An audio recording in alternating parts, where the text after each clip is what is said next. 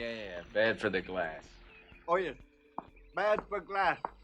Salt water, very bad for glass.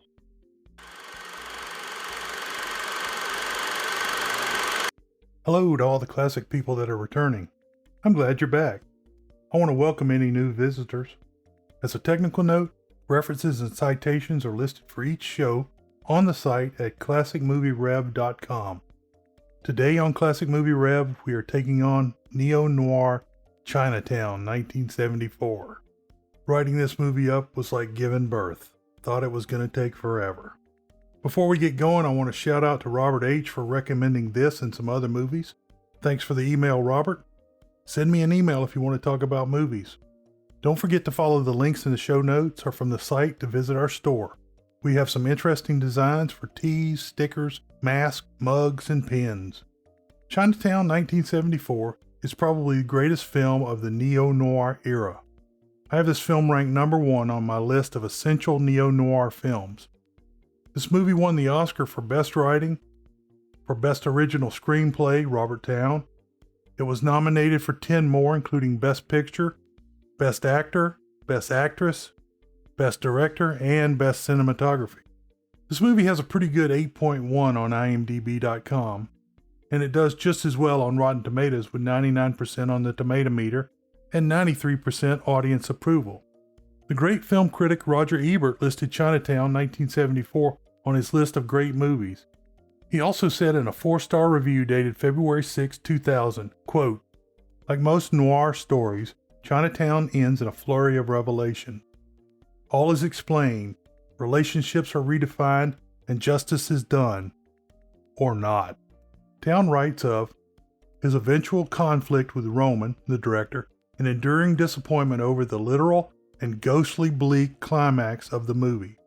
Certainly the wrong people are alive and dead at the end of the film, but I'm not sure Polanski was wrong. He made the movie just 5 years after his wife Sharon Tate was one of the victims of the Manson gang and can be excused from tilting towards despair.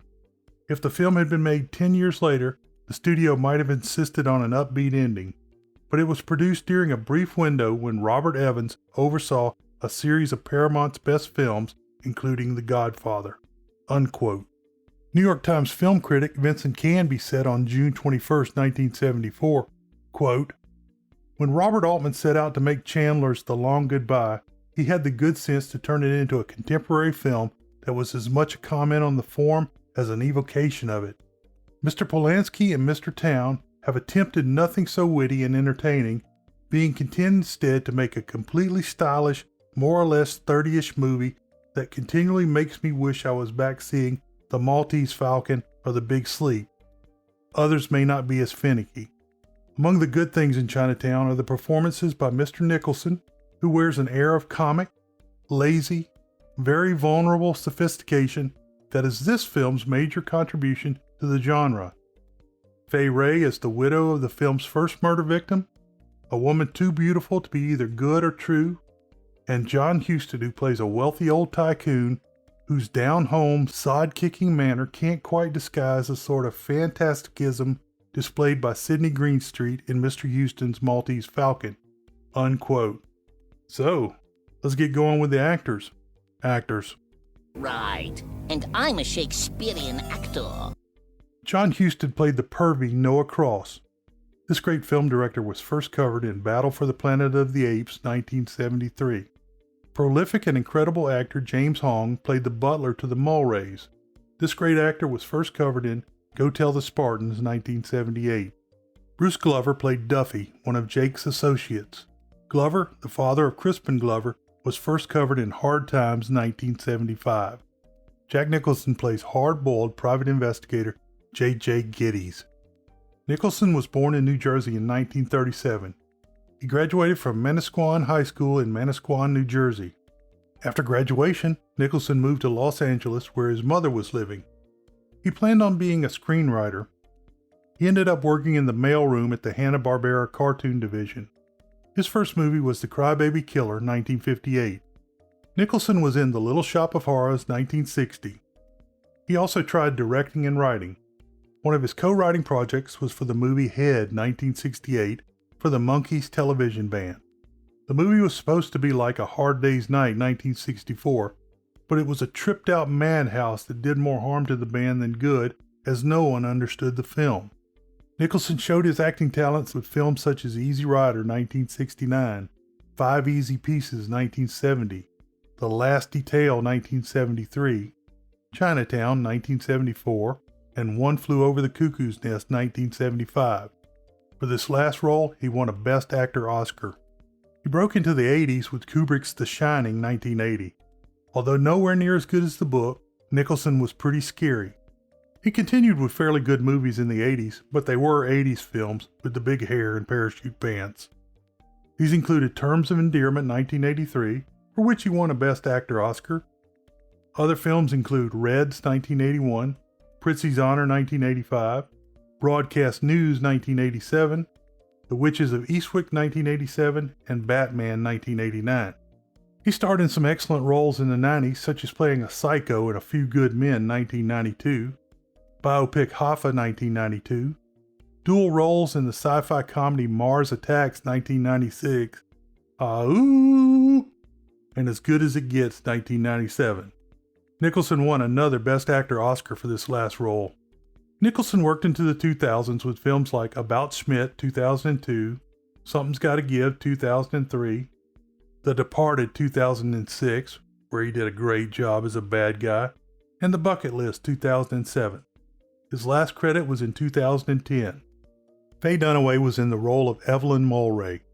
She was born in 1941 in Florida. Dunaway graduated from Leon High School in Tallahassee, Florida in 1959. She started at Florida State University and then transferred to that alligator school before earning a degree from Boston University in 1962. Dunaway chose a stage role over attending the London Academy of Music and Drama Arts on a Fulbright scholarship. After 2 years on the stage, having done some television work, Dunaway was cast in The Happening 1967. 1967 was the year that she became a major star with her portrayal of gangster Bonnie Parker in Bonnie and Clyde 1967. The following year she was in the heist movie The Thomas Crown Affair 1968 with Steve McQueen. Dunaway was excellent as seductress Miss Pendrake in Little Big Man 1970. She carried this type of role onward as Lady de Winter in The Three Musketeers 1973 and The Four Musketeers Milady's Revenge 1974. She was great in Chinatown 1974. Dunaway was again super in the spy thriller 3 Days of the Condor 1975.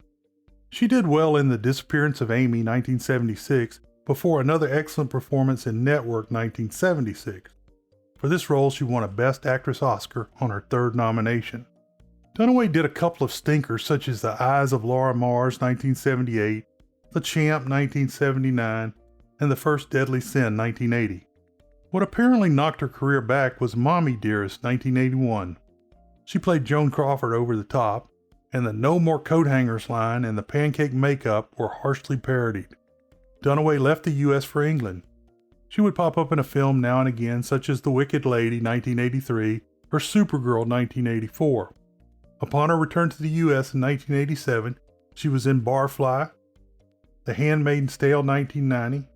She did voice work for Chinatown's inferior sequel, The Two Jakes 1990, and later she starred in Gia 1998.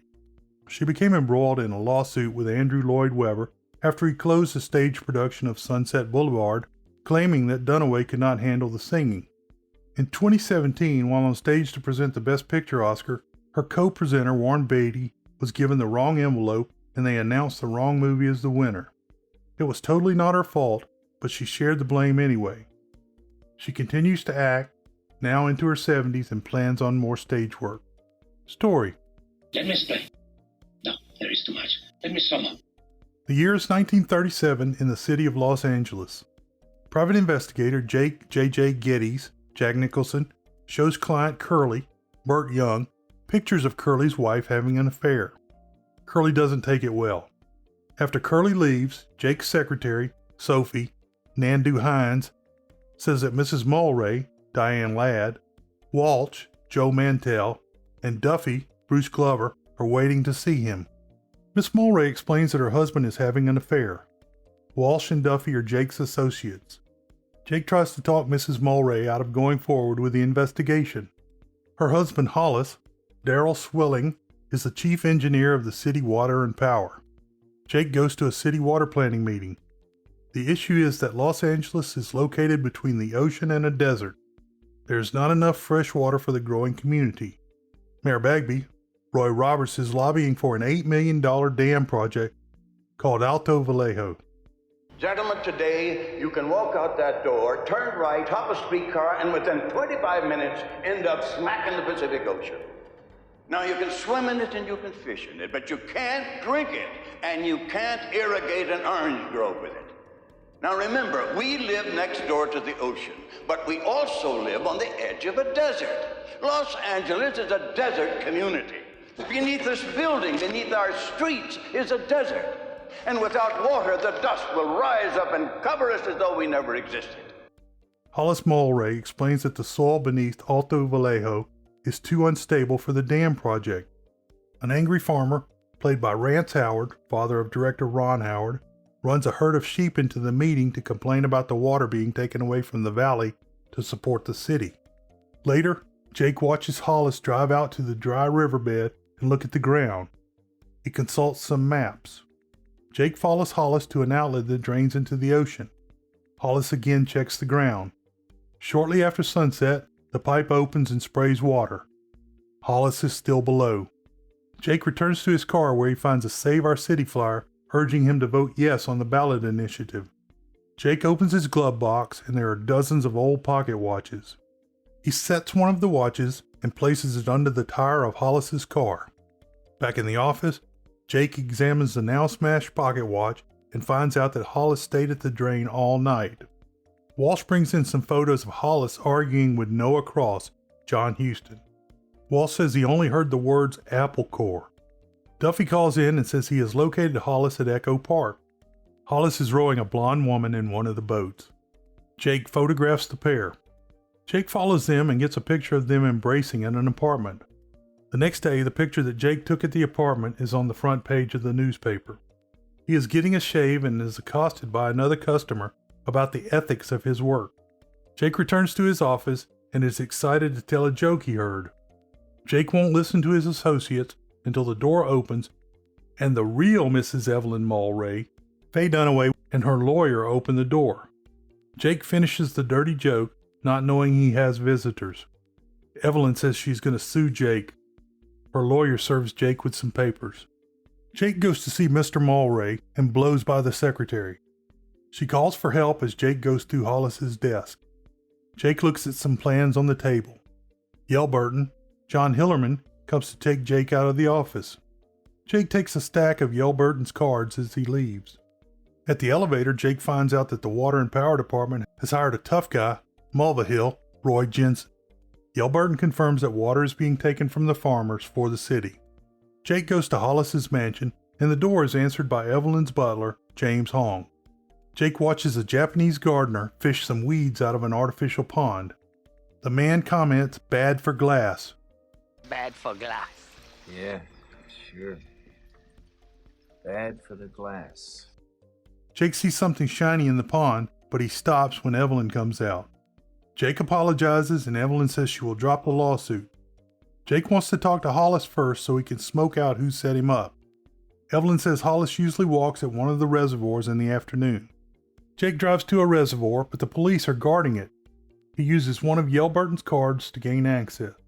When Jake drives in, he is met by other police and two detectives, Escobar, Perry Lopez, and Loach, Richard Balkagian.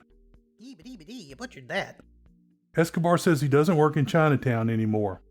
Jake says that he is looking for Hollis and is shown the dead man being dragged out of the reservoir. He is apparently drowned.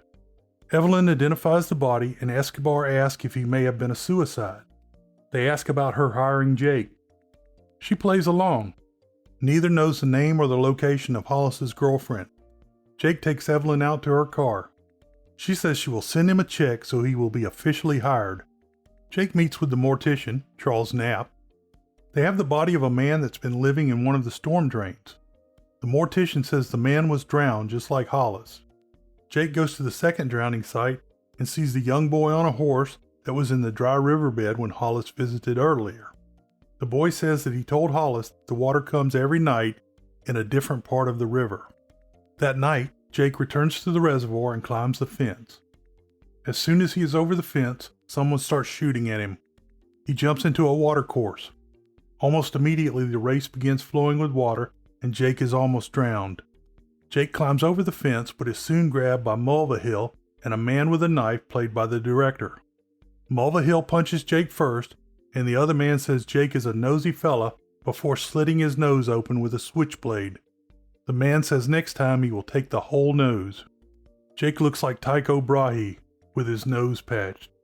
Against his associate's advice, Jake wants to find out who is behind all of the shenanigans. Jake gets a call from Ida Sessions. She says she is the one who pretended to be Mrs. Mulray. She won't tell who hired her, but she tells Jake to look in the obituary column and he will find one of those people. Jake reads the paper at a nice restaurant. The headlines say the city council has passed a water bond issue. Evelyn comes in to join him. He thinks she has more to tell him about what happened. Evelyn admits that she's been having affairs too. Actually, I knew about the affair. How did you find out? My husband. He told you? And you weren't the least bit upset. I was grateful. Mrs. Mulray, you'll have to explain that. Why? Look, I do matrimonial work. It's my métier. When a wife tells me that she's happy that her husband is cheating on her, it runs contrary to my experience. Unless what? She was cheating on him. Jake finds that her maiden name was Cross. He tells her that somehow her husband Hollis found out that the city has been draining millions of gallons of fresh water from the reservoir every night, even though they are in the middle of a drought. Jake says her husband was killed because he found out this information. He also says the man in the storm drain was killed in a water release. Jake goes back to Yelburton's office. In the outer office, he sees a picture from 1929 showing Noah Cross. Jake recognizes Noah as the man arguing in the street with Hollis in the pictures. He also connects the name with Evelyn. Yelburton makes Jake wait in the outer office with his secretary.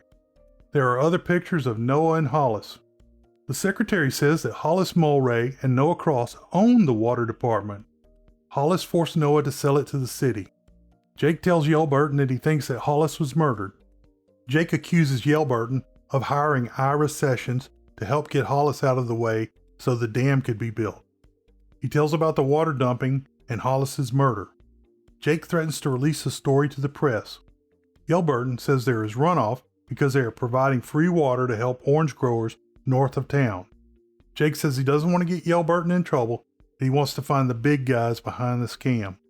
When Jake gets back to his office, Evelyn is waiting for him. She offers him a lot of money if he finds out who killed her husband and why. Evelyn married Hollis after he and her father, Noah, split up the business. She says Hollis and Noah were at odds because of the first dam that failed. Jake meets a man at the Oceanfront Albacore Club and is driven to meet Noah Cross for lunch at Cross's mansion. Jake drops that Hollis was murdered. Escobar still thinks Hollis's death was an accident. Cross asks Jake if he is sleeping with Evelyn. He offers double what Evelyn is paying if Jake can locate Hollis's girlfriend. Jake tells Cross that he knows about the argument. Cross says it was about Evelyn. She happens to think the last one was murdered. How'd she get that idea? I think I gave it to her. I hope you don't mind. I believe they should be served with the head. Fine, as long as you don't serve the chicken that way. He says he didn't want his daughter to find out about Hollis's affair. Jake says he is heading to check out some orange groves. Jake goes to the Hall of Records where he finds out that most of the land in Los Angeles County with orange groves has recently been sold. Jake steals the page containing the names of the buyers. Jake drives north to Orange Country and finds that most of the land is for sale or has already been sold. The land is without water and very dry. He drives past a no trespassing sign and is shot at by a man on horseback. Jake desperately drives away, but is shot at by more men with guns until he crashes his car into a tree. The men pull Jake out of the car and give him a good beating. The leader of the men wants to know if he's from the water department or real estate people. The leader says the water department has been harassing them and polluting water wells. Under questioning, Jake mentions the name Mulray, and another fight starts. Mrs. Evelyn Mulray. Mulray. That's the son who's done it to us. Mulray's dead. You don't know what you're talking about, you dumb okie. Jake is beaten unconscious. When Jake comes to, Evelyn is there, having been called by the farmers. On the drive back, Jake explains to Evelyn that the dam project is a con job. The folks behind it are trying to get Los Angeles to build it, but the water will irrigate the newly purchased orange groves. They have starved the farmers of water and have been buying the lands at bargain price. When the land gets a steady supply of water, the value will skyrocket. Jake realizes that people that are dead are still buying plots of land. Jake and Evelyn go to the retirement home where one of the land buyers / dead person was living. He and Evelyn pretend to be a married couple trying to find a place for Jake's father-in-law. During the tour, they find the other land buyers' names among the residents of the home. Jake talks to a woman and tells her that she owns some valuable land. She says she does not. Then he notices that she is sewing the emblem of the Albacore Club into the quilt. Noah Cross, Evelyn's father, owns the club. The host arrives and says the retirement home is an unofficial charity of the Albacore Club. Then he ushers the couple out of the hall and takes them to Mulvihill. Jake asked Evelyn to go to the car, and suddenly Jake jumps Mulvihill and beats the crap out of him.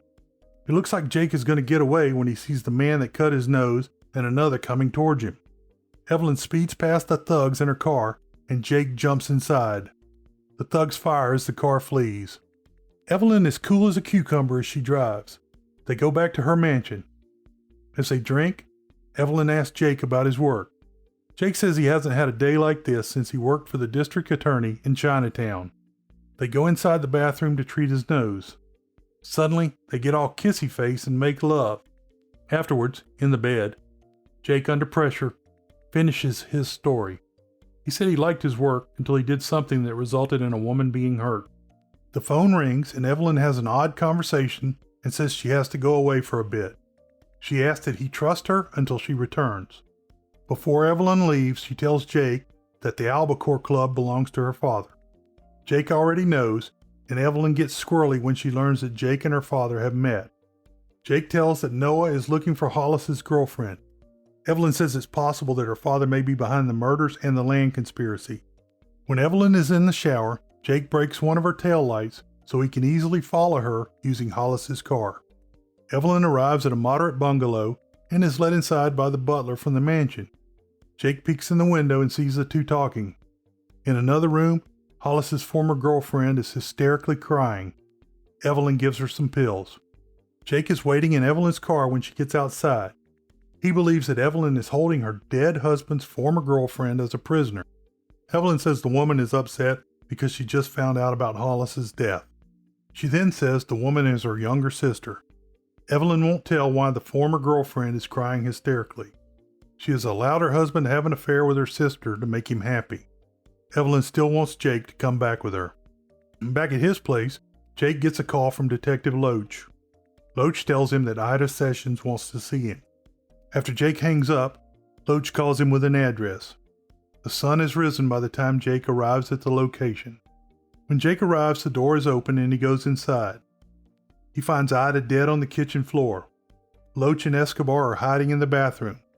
They come out and question Jake about knowing Ida. They show Jake the pictures he took of Hollis and his girlfriend. Escobar figures that Ira hired Jake to set up Hollis, and Evelyn has been paying him to cover up that she murdered her husband. Then Escobar tells Jake that Hollis's lungs were filled with salt water, so he couldn't have drowned at the reservoir. Escobar wants any other pictures that Jake has. Jake tells Escobar about the water being dumped. Jake takes him to the drain pipe, but there is no fresh water. They contact Yelburton, and he uses the story of giving water to the orange growers. Escobar tells Jake to be in his office in 2 hours with Evelyn. Jake goes to Evelyn's mansion, and the maid answers the door. The maid is preparing the house for an extended period of non-occupancy. Jake goes out to the backyard, and the gardener is working with sod. Smart Aleck Jake says, "Bad for glass." The gardener repeats back, and then he says, "Salt water is bad for glass." Yeah, bad for the glass. Oh, yes. Bad for glass. Salt water, very bad for glass. Jake realizes the man is saying grass. The pool is filled with salt water. Jake asks about the object he tried to retrieve earlier. The gardener pulls it out, and it's Hollis's glasses. Jake speeds to the house where Evelyn's sister lives. The butler tries to stop him, but Evelyn comes down and is happy to see Jake. Jake wants to see the sister. Jake calls Escobar and gives him the address as he now thinks Evelyn is guilty of murdering Hollis. Under a slapping examination from Jake, Evelyn admits that Hollis's former girlfriend is her daughter and her sister. She's my daughter. I said I want the truth. She's my sister. She's my daughter. My sister, my daughter. Evelyn had become pregnant as a result of an incestuous relationship with her father, Noah Cross. At that time, Evelyn fled to Mexico. Hollis was the one that came down and helped her. She says she now wants to spend time with her daughter/sister. Evelyn tells Jake that the glasses are not Hollis's because they are bifocals. Evelyn introduces her daughter, Catherine, Belinda Palmer, to Jake. The butler, Catherine, and Evelyn leave to hide at the butler's house in Chinatown. Jake calls his associates and says to meet at the butler's address. When the two detectives arrive, Jake leads them on a wild goose chase to Evelyn's maid's house. Jake asks to go in alone. The battered wife of Curly answers the door. Jake gets Curly to drive him away. He will give Curly $100 and cover his bill if he will take Evelyn and Catherine out of town on his boat. Jake calls Noah Cross and says he has Catherine/Hollis's former girlfriend, Evelyn's sister/daughter. Cross arrives wanting to see Catherine, and Jake says she is with her mother. Jake gives Cross the obituary, then accuses him of killing Hollis by drowning him in the saltwater pool. Cross says the dam will be built and the valley will be incorporated into the city. Cross tries to justify his actions. How much are you worth? I have no idea. How much do you want? No, I just want to know what you're worth. Over 10 million? Oh, my, yes. Why are you doing it? How much better can you eat? What can you buy that you can't already afford? The future, Mr. Gitz. The future. Now, where's the girl? I want the only daughter I've got left. Mulvihill comes in with a gun and takes the glasses from Jake. The three men head to Chinatown. When they get out, Walsh and Duffy are there, as are Loach and Escobar. The cops arrest Jake and won't listen to his explanation. Loach takes Jake to handcuff him to the police car wheel. Evelyn, Catherine, the butler, and the maid come outside. Cross begins talking to Catherine. Evelyn sends her helpers, including Curly, away. Cross begs Evelyn to be reasonable. Evelyn pulls a gun on Cross to keep him away from Catherine. Jake yells for her to put the gun down. She fires a shot and hits Cross in the shoulder. Escobar fires a couple of warning shots, then shoots at Evelyn's tires. Jake jumps on his arm, and Loach fires at the car. The horn sounds and the car stops as Evelyn falls dead. Cross is distraught that Evelyn is dead, but he creepily takes Catherine away. Escobar lets Jake go so he won't be involved in the murder. Walter says, "Forget it, Jake. It's Chinatown." Forget it, Jake. It's Chinatown. I'll be back with conclusions and the world-famous short summary following a word from our sponsors. Summary. Wow, what a tale. This movie is fiction, but it's based very loosely on factual events. William Mulholland, superintendent of the Los Angeles Department of Water and Power, was responsible for the 223-mile Los Angeles Aqueduct. This diverted water from the Owens River in 1913. In 1924, the conflict over water erupted into fighting and sabotage. These events all took place 13 years before the time period of this movie. In the movie, they reference the Vanderlip Dam failure. This failure is likely based on the collapse of the St. Francis Dam in 1928, which happened 9 years before the time period of this movie. This was the last film made in America by Roman Polanski. He was arrested and pled guilty to sexual intercourse with a 13-year-old girl. Just before sentencing, he fled to France and has avoided countries with U.S. extradition treaties. There was a vastly inferior sequel to this film, The Two Jakes, 1990, directed by Jack Nicholson. Rumors have persisted that there was to be a third movie about a company buying the trolleys and other transportation so they could make money replacing them with freeways. This plot is similar to the underlying story featured in the hilariously funny Who Framed Roger Rabbit, 1988. World famous short summary. The man who knows the farm controls the crops, but the man who knows or owns the law controls the river and the land.